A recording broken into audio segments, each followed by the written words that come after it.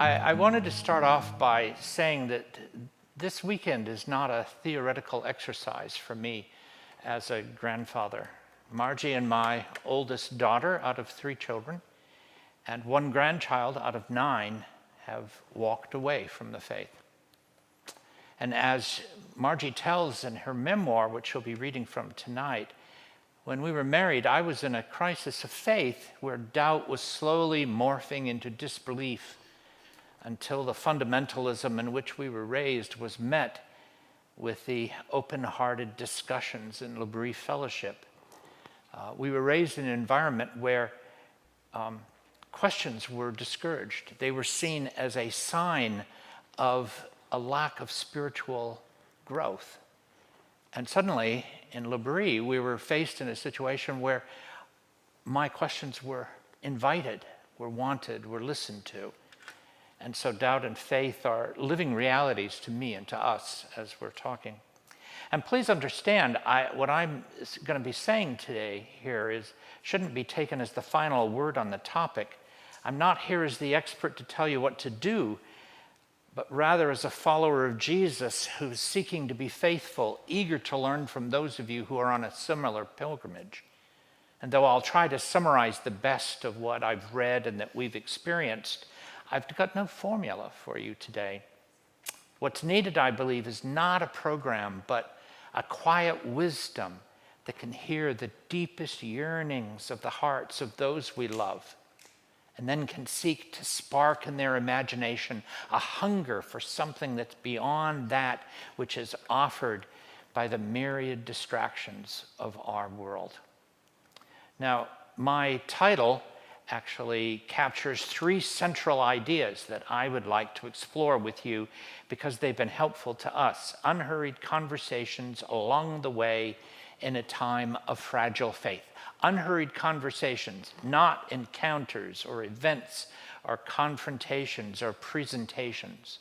Along the way, because even those that fully walk away from faith, or those that are still just struggling with doubt and faith, remain on a spiritual pilgrimage, and the final word of their story is not yet written, so we can walk alongside them. And in a time of fragile faith, recognizing that powerful forces that directly impact my grandchildren and your children's lives and faith and doubt, that they actually arise from cultural forces in the context in which we live. So I want to consider these, but I want to consider them in the reverse order. We'll start with the culture, the widest, broadest view possible, and then zero down to more individual questions as we go along. So let's start in a time of fragile faith. In his book, A Secular Age, philosopher Charles Taylor says that living in our world means that though we may not realize it, we're buffeted by cultural cross currents. Think of it like being on a walk along the beach where wind and currents push and pull us from different directions. Have you ever had that experience? Taylor says that subtle cultural forces pressure us back and forth, even though most of the time we're unaware of them. Now, one such cultural cross-current is what Taylor calls the fragilization of faith. Faith is made fragile, and doubt is made easier, he argues, because we live in a pluralistic world. Now, it isn't that pluralism in itself is bad. The biblical description of the new creation is a pluralistic one, as Boone was just talking about. It's envisioning people of every tribe and nation singing in harmony to praise the risen King. And pluralism adds wonderfully to the richness of our life. But in a fallen world with rival religions and ideologies and beliefs and values compete for allegiance, and when power structures set up oppressive things within the society, it all sets up intellectual and emotional cross-currents that, like a riptide, that slowly erodes our confidence from beneath us. Alan Noble, who teaches at Oklahoma Baptist University, proposed a simple thought experiment in order to make sense of this. Imagine the difference, he said, between the daily experience of a Christian living in 12th century England with one in 21st century America. Okay? 12th century England, 1st century America. The 12th century believer lives in a cultural setting in which everything and everyone around them is openly identified with the church and the beliefs and practices of Christian faith. They assume its truthfulness, social usefulness, and moral normality and necessity, all of which militates against ever disbelieving it. It's a largely homogeneous social context that is shaped by Christendom. The 21st century American, on the other hand, like my white evangelical kids and grandkids as they've been growing up, is aware every moment of every day that they need not be a Christian. That in fact, there are many other options available in the marketplace, that many thinkers and friends that they admire choose against Christian faith. And they're also aware that they are unable to prove their faith sufficiently to convince their unbelieving friends that it is true. The faith of the 12th century and 21st century believers might be nearly identical in doctrine, liturgy, and morality, but their experience of that faith is markedly different. In the 12th century, everything around the believer serves to buttress and stabilize their faith. Today, our pluralistic world reminds us Christianity is merely our choice, one many of our colleagues and neighbors and friends find frankly implausible and maybe even destructive to the social fabric.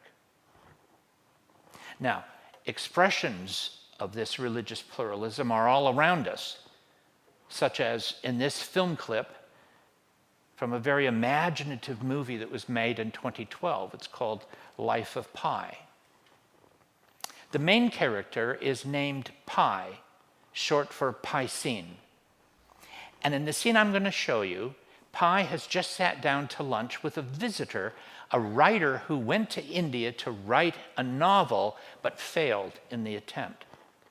But while he was in India, he met an old man who told him that when he went back to Canada, he should look up an Indian living there named Pi, who was now teaching at the university. Pi would tell him a story, the old man promised, that would make him believe in God. And as Pi begins to tell this story, there are a number of flashbacks, and one of them occurs in Hindi without subtitles, and they don't need it. In it, Pi's mother tells Pi and his brother a Hindu myth of the god Krishna. Yashoda, Krishna's mother, she says, once accused baby Krishna of eating dirt. Tut, tut, you naughty boy, you shouldn't do that. But he didn't, the young Pi says. That's what he told her. Pi's mother's reply was, yes, that's right. He said I didn't eat dirt. So Yoshida said, well, no? Then open your mouth. Let me see. So Krishna opened his mouth. And what do you think Yashoda saw?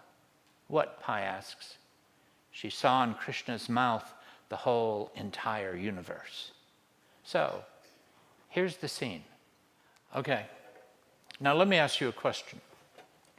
Imagine that you watched Life of Pi with your children or grandchildren or with friends, perhaps some of whom are struggling with serious questions of faith and doubt, whether you know about that or not.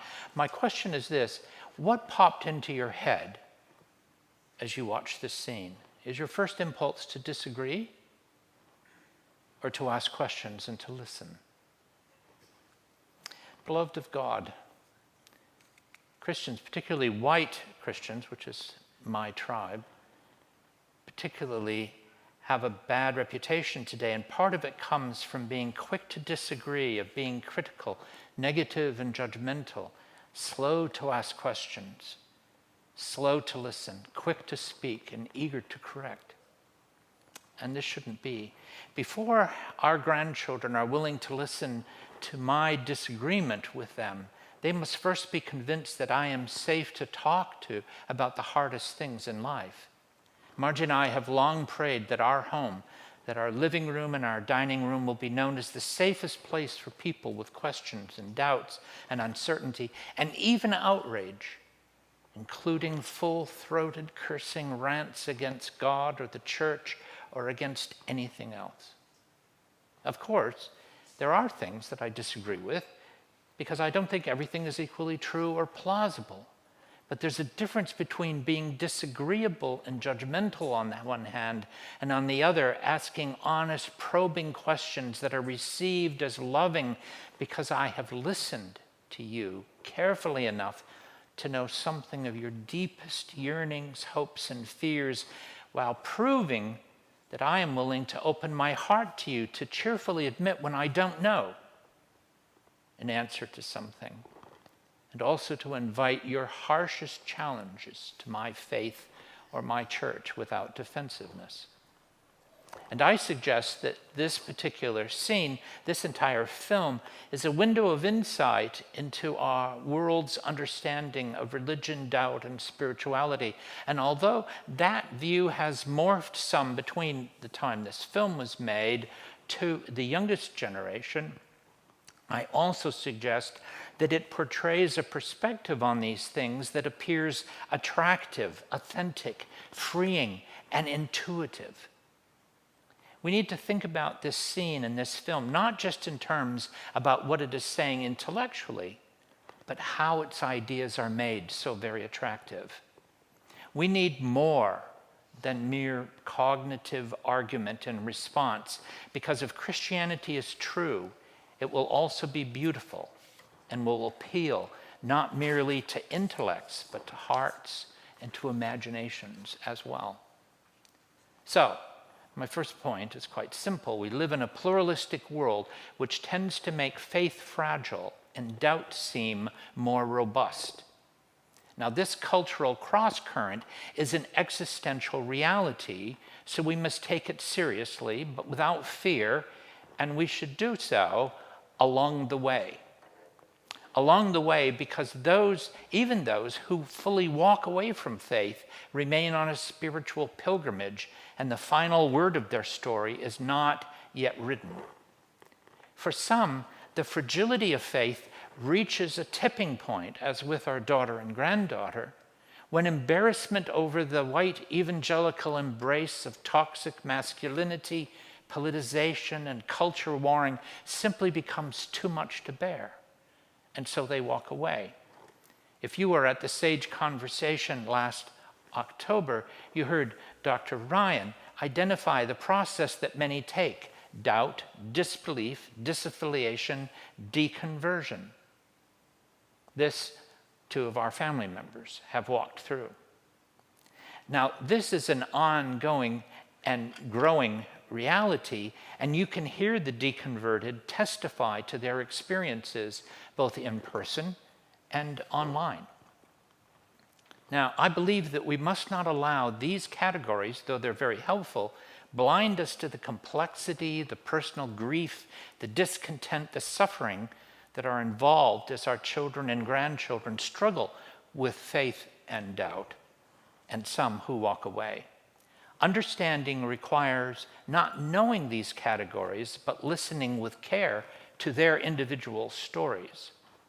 And furthermore, not everyone follows the same path. And whatever their path, this process represents not an end point, but rather a twist or a turn in their ongoing spiritual pilgrimage. Deconversion can sound like the journey's termination, but it's better viewed as a signpost along the way, a trip that has not yet reached its final end. And all that we have talked with, including those in our own family, at least in their own hearts, imaginations, and intentions, move from doubt, disbelief, and/or disaffiliation to what I would call discovery. I'm not minimizing the significance of the often painful disruption for those who profess deconversion, but I am expressing a desire to see their pilgrimage as they see it. The walking away is not simply from, but to. Tara Isabella Burton says, for knowing, for belonging, and for meaning, the pilgrimage none of us can get out of. Now, in her book, Strange Rites, Dr. Burton speaks of the remixed, a category I believe we need to think about and to adopt. It is, she says, a broader category than the nones. You know what I mean by nones, N-O-N-E-S, those who respond none when asked for their religious association.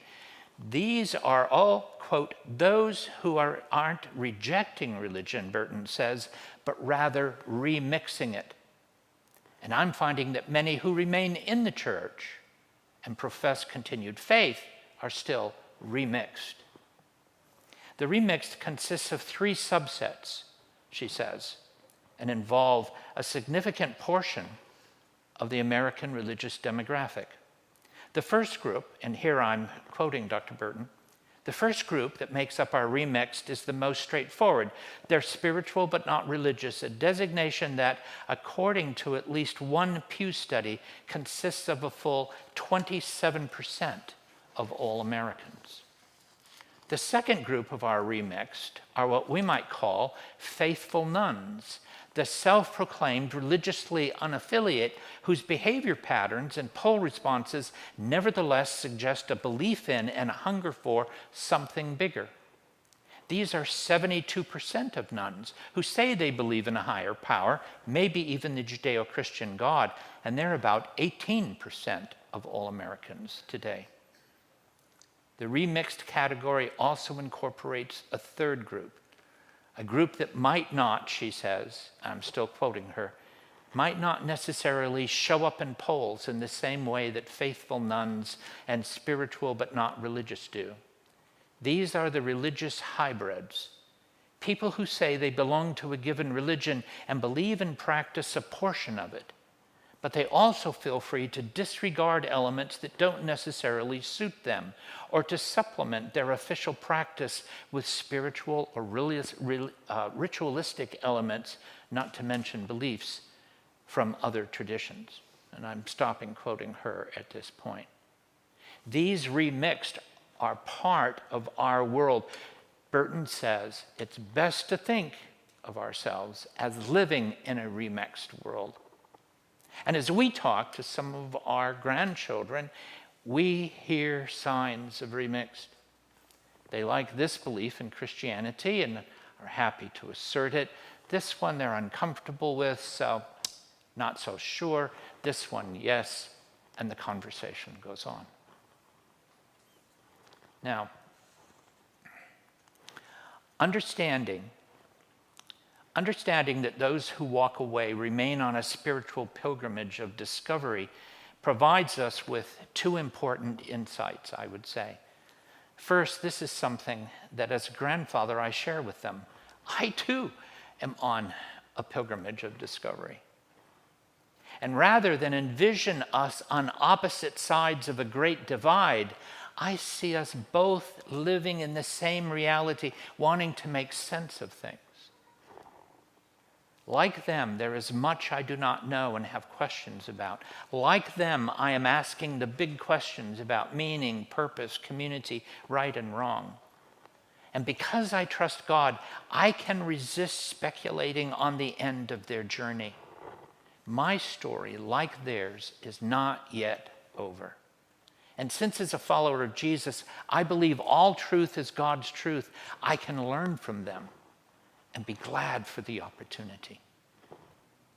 And that leads me to my second insight, which is that if we are walking together along the way, I need to learn to listen, something we've already been talking about this morning. To listen to their stories, to ask questions, and then to listen some more.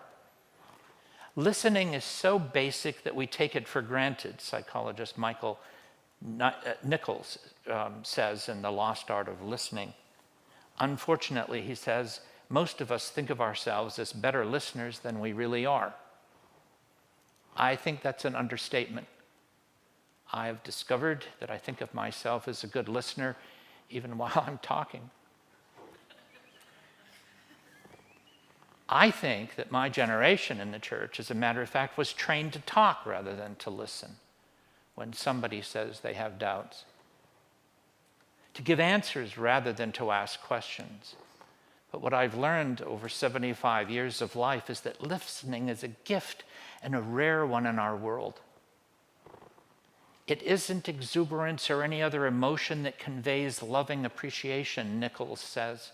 It's being noticed, understood, and taken seriously.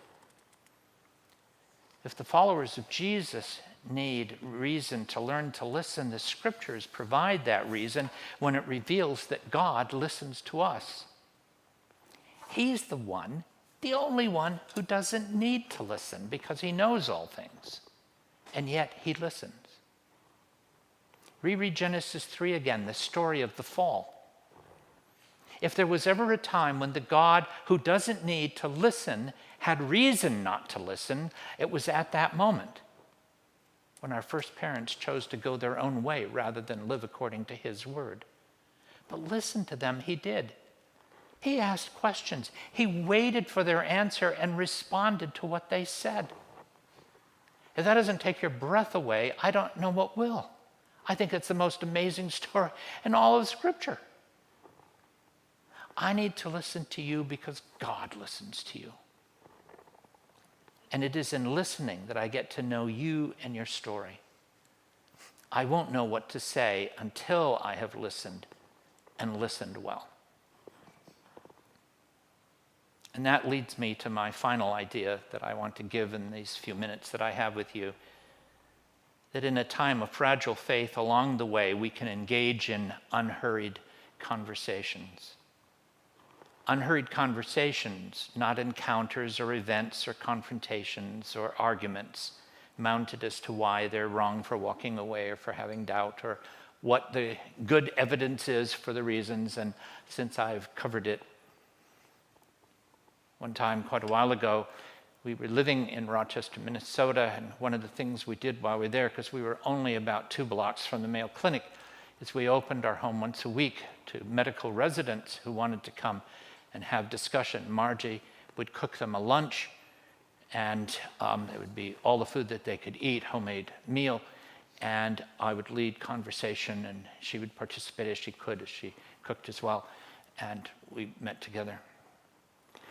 A number of the students who started coming were not believers, or they were going, one was a lapsed believer and had moved into doubt. And so he said, okay, Denis, he said, here's my question. Why should I believe the Bible? Now, it was just off the top of his head, and we were in the middle of eating, and so I went through my seminary-trained Rolodex, and so on, and I came up with the right card, and I went through a number of things, and I could almost hear some of my seminary profs' voices as I listed these various things, and I finished, and I looked at him and I said, that's why. He said, I think that's the weakest thing I've ever heard in my entire life. That's what happens when you minister to type A type people. They're really honest. I said, well, let's keep talking. And we did. Listening is hard, Nichols says, because it involves a loss of control. And if you're afraid of what you might hear, it feels unsafe to relinquish control. Brothers and sisters, parents and grandparents, it's time to give up our quest for control and safety. As my spiritual mentor Francis Schaeffer noted, Bible-believing Christians should never have the reaction designated by the term shocked. If we are shocked by doubt or sin or the details of someone's story, including our grandchildren and children, we haven't taken the doctrines of our own faith seriously enough. Besides, as followers of Jesus, we need never fear relinquishing control of the conversation, because when I am listening to you, I am not alone. We are never first responders, because God's Spirit has always been there long before we arrived. He loves my children and grandchildren far better than I do, and it is His presence that will ultimately make the difference. Read the Gospels and trace the unhurried conversations of Jesus. They were natural, not manufactured, creative, not manipulative. We invite people to bring their music, for example, so that we can listen to it together. We ask them to bring their music to our home, and we ask them to play something that has moved them deeply. What song is the song that has really touched you in a deep way? And after we listen to it, we ask questions. First one is very simple. What are the lyrics? Margie and I never have heard a single word. I mean, we're 75. We have to be told what the lyrics are. And what do you hear as you listen to the song over and over again through your headphones? We watch movies with them, letting them choose the film. Hearing why they chose it can be as fascinating as the film itself. And the point is not, do I like that music, but do I get it? Whether we like something matters not one whit if it grants us insight into our grandchildren's hearts and doubts and questions, fears and dreams. And what we are aiming for, I would suggest, is persuasion rather than argument. That brings me to my final film clip. It's from the 2001 film, Mostly Martha. There's been an American remake of this film. Please don't watch it. Get this one. It's in German and Italian. Live with it, okay? It's excellent. It's excellent. And I've taken 3 scenes out, and I put them end to end with very brief fade-outs between them. And the subtitles did not come with the extracted film clips. And I thought of going back and redoing it, but they aren't needed. What's occurring on this scene makes sense without the details of the dialogue. Besides, I'm not interested in the ideas and the dialogue here. I want you to feel what's going on in these scenes. I want you to notice the action. I want you to notice the difference between persuasion and argument, okay? Martha, just to give you the setup, Martha is a chef, one of the best in Germany. And as the film opens, she learns that her sister has been suddenly killed in an automobile accident. And with her in the car as she died was her 8-year-old daughter, Lena. So Martha goes to pick up Nina, her niece, and bring her home. But in her horror and shocked grief, Lena has withdrawn into herself, and she refuses to eat. How ironic to now be welcomed in the home of a world-famous chef. At Martha's restaurant is an Italian sous chef. And watch as a young girl finds the warm welcome of home. And notice how the art of persuasion that the sous chef demonstrates is the thing that makes the difference.